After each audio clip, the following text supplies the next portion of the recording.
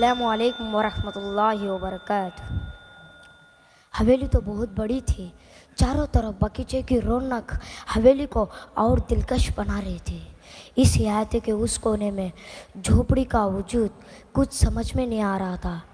एकाएक उसकी आंखों में चमक नजर आई। किसी जवान की तरह उठकर तेजी से हवेली की तरफ आती कार को चाहत की निगाहों से देखने लगा। जैसे ही कार आई, दरवाज़ा खुला, सूट बूट पहना हुआ एक शख्स सीना तान के बाहर निकला। तो बूढ़ा ने कहा, बेटा तुम आ गए हो। तो ये बूढ़ा इस हवेली का वॉचमैन नहीं, इस ऑफिसर का बाप है। वो जैसे ही अपने अब्बू को पास आकर कहा, कवर हाथ में थमाते हुए कहा, इसमें आपके लिए कपड़े हैं, आज शाम को पहन लेना। आज शाम को मेरे कुछ साथी डिनर के लिए आ रहे हैं, तमाशा नहीं करना। जैसे ही शाम हुई, एक एक करके सब साथी आने लगे। जैसे ही पार्टी शुरू हो गई, सब लोग खाने की तारीफ करते हुए खूब खाने लगे। जैसे ही वो बूढ़ा एक कोने में खड़कर सबको देख रहा था, सलीम का दोस्त कहता है, सलीम वो कौन है, बेचारा बहुत भूखा लग रहा है, उसे भी कुछ खाने दे दो। तो सलीम कहता है, अबे यार तू खाना, वो हमारा घर का नौकर है, कुछ बचेगा तो वो खा लेगा। तो इतना सुनना था कि वो बूढ़े के आंखों से आंसू आ जाते हैं और खामोशी से बाहर चला जाता है। जैसे ही पार्टी ख़त्म हो जाती है, एक एक करके सब साथी जाने लगते हैं और सलीम उनको बाहर तक छोड़ने के लिए आता है।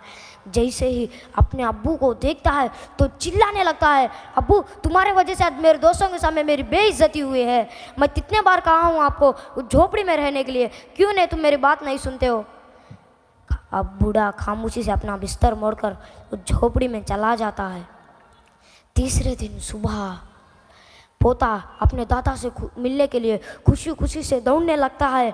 तो सलीम देखता है, देखकर डांटने लगता है, अलीम कहाँ जाते हो, जाओ अंदर जाओ कहता है। अलीम को गुस्सा आ जाता है और अपने अब्बू को घूरते हुए खामोशी से अंदर चला जाता है। जैसे ही अब तीसरे दिन दादा के इंतज़ार में पोता, पोते के इंतज़ार में दादा रहते हैं। तीसरे दो दिन हो जाते हैं मगर बूढ़ा बाहर नहीं आता है। तो अलीम अपने अब्बू से कहता है, अब्बू दादा 2-3 दिन से बाहर क्यों नहीं आए।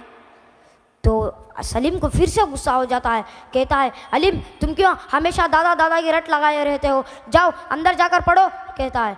अब अलीम को फिर से गुस्सा आता है, वो खामोशी से अंदर जाता है। सलीम को गुस्से से बाहर आता है, बगीचे में अजीब बदबू आने लगती है।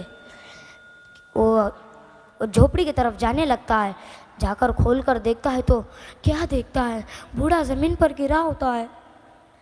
अब सलीम किसी पर गुस्सा नहीं होगा क्योंकि जिस पर गुस्सा होता था वो अब है ही नहीं।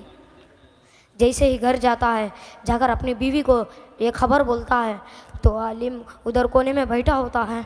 तो उसके आंखों से आंसू आ जाते हैं और दौड़ते हुए जाता है झोपड़ी की तरफ। तो सलीम डांटने लगता है, वो नहीं सुनेगा, फिर से दौड़ने जाता है। जाकर उस झोपड़ी में एक प्लेट और ग्लास लाता है। तो सलीम को गुस्सा आ जाता है, वो प्लेट और ग्लास तुमको क्यों चाहिए कहता है।